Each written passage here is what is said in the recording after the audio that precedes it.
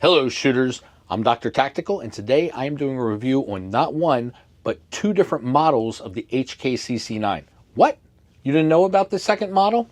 Well, we're going to talk about it, because I'm kind of late to the game on the whole HK CC9 thing. It's been out for a while, but I don't feel badly about it. You know why? Because HK's been late to the game to the whole Micro 9 thing, so they'll wait for me. But there have been a lot of reviews out there, but to the best of my knowledge, nobody has hit on the two different models that are available. So, one other thing you may have noticed, I am wearing sunglasses. This was a Father's Day gift. Thank you, Jay and Laurie. These are the Meta Ray-Ban glasses that actually can record, so I thought that might be kind of fun, even though we're inside. I'm getting lenses that are clear, although I don't think they're going to look very good on me, but we'll find out. Anyway, I don't have those yet, so we're wearing these. I can't see shit, but it's going to be a cool video. I'm very excited about this. I'm Dr. Tactical, and the doctor will see you now.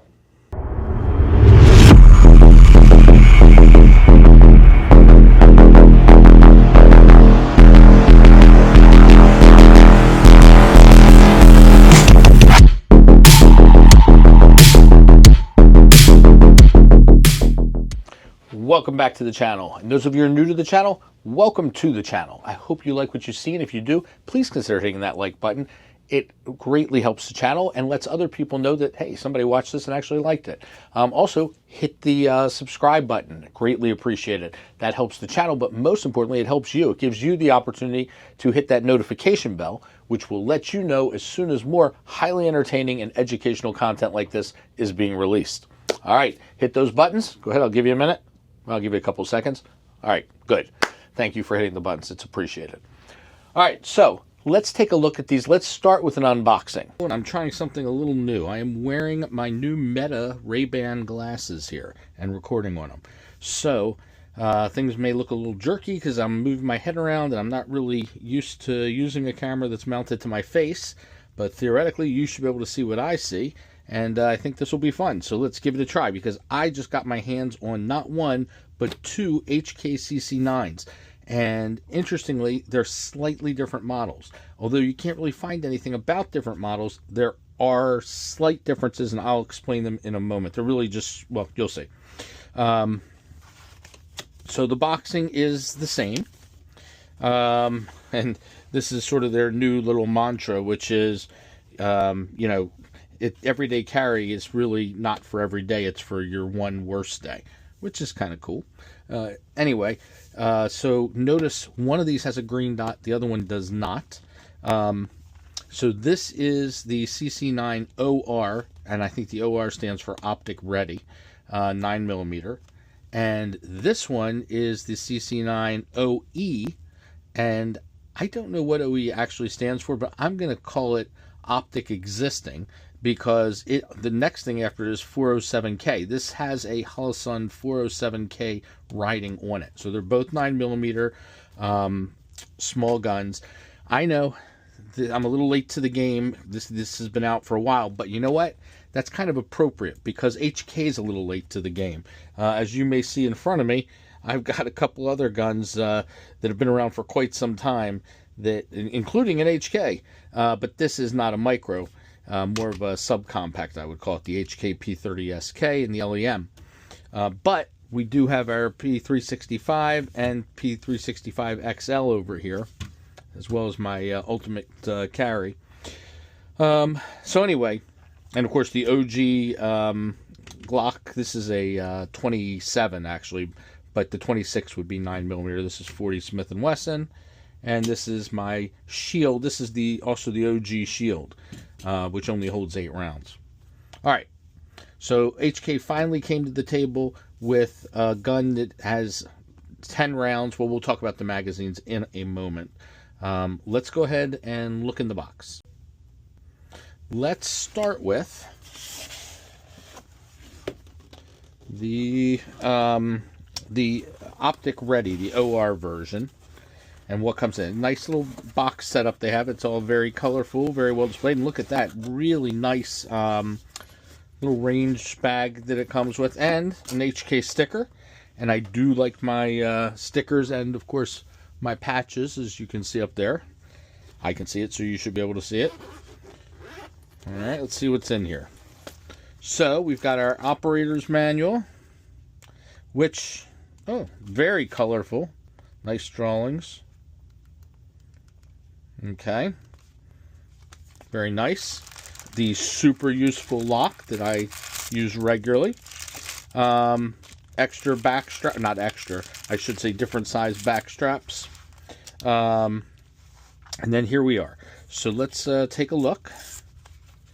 Now note, well, show you that we got this little rail cover that they have. So we've got XS sights on these, which with tritium in there, and a blacked out rear. So the front sight is the XS. It's got a chamber indicator that comes out. Nice grip. This gun feels really nice. Now this is the extended magazine, not very extended when you compare it. This is a 10 round. Theoretically, this should be a 12 round, but the state of Maryland likes to fuck up magazines that are over 10 rounds and make them hold 10 rounds. So if you look at the back of this, yep, 10 rounds, that's what it holds. So you got the extension for the pinky, but you do not get an extra round in that. Now let's take a look at the OE, the optic existing model. Okay, so everything sort of opens the same. I'll keep everything separate. These guns are both on loan to me by the Country Club of Maryland. Thank you, Neil. Greatly appreciated. I'm pretty sure he thinks I'm going to buy one of these or both. He might not be wrong. Let's see. All right, everything's identical. We got our extra back strap. Or again, I keep calling it an extra, but it's a different size back strap. Manual's the same, I'm sure. The lock's probably even more special on this one.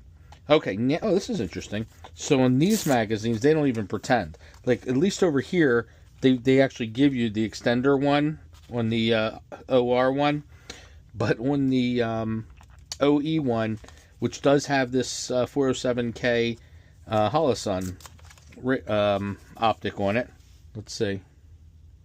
I'm curious if you guys are going to be able to see the dot that I can see, because really the camera's mounted to the upper left of my my glasses. That would be cool if you could see it, though. All right, I'll learn this when I'm editing. All right, so let's take.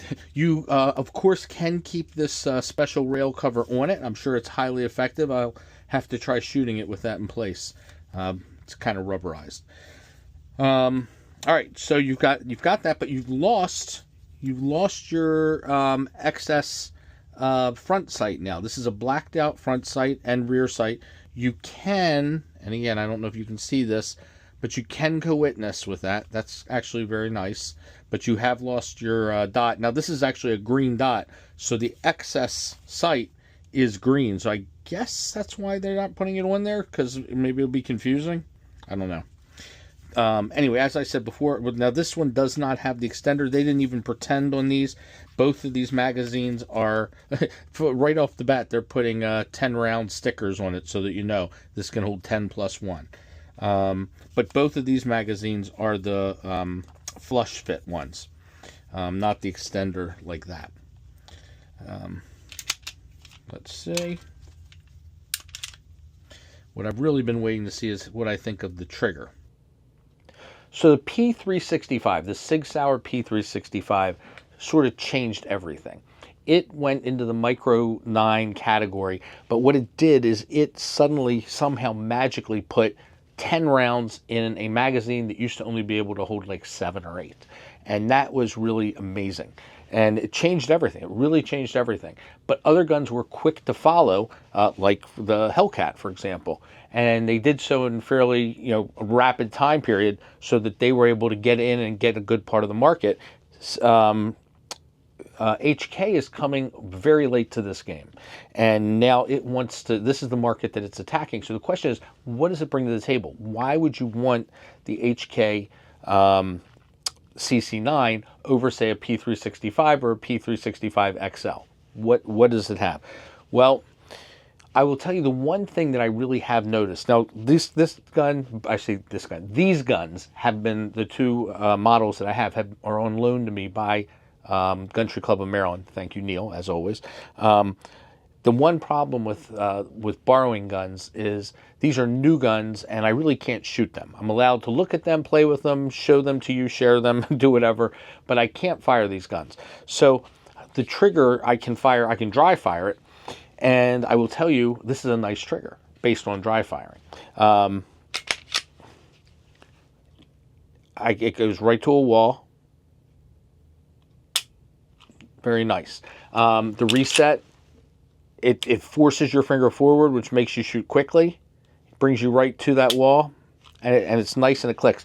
It doesn't do whatever the hell SIG does. I don't understand what this thing even does. You pull it back, you've got a wall, then you got some mush, and then a thud of some sort. It's really, and reset, actually reset was decent, and then thud. So the trigger is not impressive, but it's fine. I've been shooting tons, I've shot thousands of rounds through this P365, and I have no complaints. I've shot 0 rounds through the HK. I have 0 complaints on that too, but, for years I've been shooting the HK P30SK, and this is a fat boy. This is sort of more in the realm of a subcompact. This is like with the Glock 26 size in thickness. This is the LEM trigger, and this is just awesome. I've loved this gun. I've loved it for a long time. Really nice gun, very ergonomic. So I know HK makes quality stuff. So anyway, back to the trigger on this. So this trigger does have a dingus, so it is drop safe. So when you pull the trigger, if you don't have that dingus engaged, the trigger can't go because it's got a little stop here that keeps from it. When the inertia from the gun falling, it won't activate or actuate the trigger. So that's sort of a safety feature that SIG has some issues with. I have to say, I haven't really heard any issues regarding the P365, but there's other 320 guns out there that I have heard some issues with, so I don't know. Anyway, that's not an issue with the HK. But as far as the actual feel of the trigger, dry firing, because that's all I have experience with, so that's all I'll talk to. That's a nice positive trigger. Okay. So, what do I think? I think if I were going to get one of these guns, I would probably get the one that has the optic already set to it. The 407K really sits nicely on that. Here it is. That's the one I have out.